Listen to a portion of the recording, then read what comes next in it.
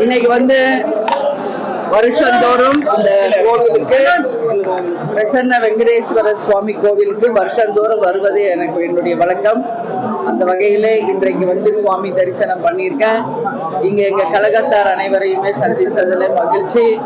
பிரசன்ன வெங்கடேச பெருமாள் மற்றும் திருப்பார்கடல் மிக உலக பிரசித்தி பெற்றது. 108 தலத்துல இது 108வது தலம். அந்த வகையில கடவுளுடைய ஆசீர்வாதத்துக்காக இன்னைக்கு வந்திருக்கேன். உண்மையிலேயே ரொம்ப மகிழ்ச்சியா இருக்கு. கோவிலை பாக்குறப்போ இங்க இருக்கிற எல்லாருக்கும் கடவுள் ஆசி கிடைக்க வேண்டும் என்று கேட்டுக்கொள்கிறேன். சரிங்களா? நான் ஏற்கனவே இதுக்கெல்லாம் நிறைய பதில் சொல்லிட்டாங்க. ஒரே ஒரு விஷயம் திருப்பி சொன்னதே சொல்லிட்டு இருக்கேன். 39 தொகுதியில ஒரு தொகுதி குறைஞ்சா கூட தேமுதிக அதுக்கு நாங்க ஒத்துழைக்க மாட்டோம். நிச்சயமாக மத்திய அரசை எதிர்த்து தேமுதிக எதிர்த்து போராடுவோம் அப்படிங்கறது நான் எல்லா இடத்துலயும் பதிய வச்சிருக்கேன். இங்கேயும் அதை சொல்றேன். ஆமா, எல்லா இடமும் சென்னை மட்டும் இல்லைங்க, தமிழ்நாடு முழுக்க அது நடந்துட்டு தான் இருக்குங்க.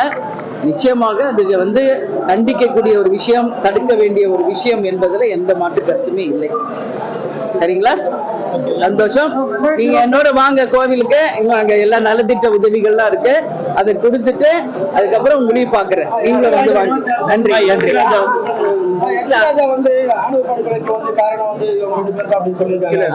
அது எச் ராஜா கிட்டதான் நீங்க கேட்கணும்.